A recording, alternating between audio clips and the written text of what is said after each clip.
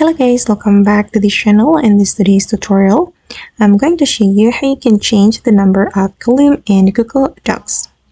Okay, let's get into it guys. Here I have prepared my document in my Google Docs and I'm going to change the number of column in this paragraph. First thing first, we need to select the paragraphs like this and we're going to go to the format menu.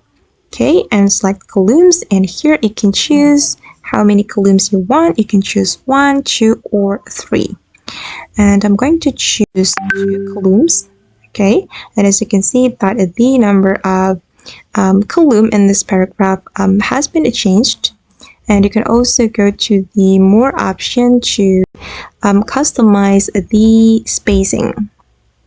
You can customize it right here. You can also add line between columns if you want, like this. Alright guys, and that's all the way to change the number of column in Google Docs. I hope this tutorial will be useful for you. Thank you so much for watching and see you in the next video.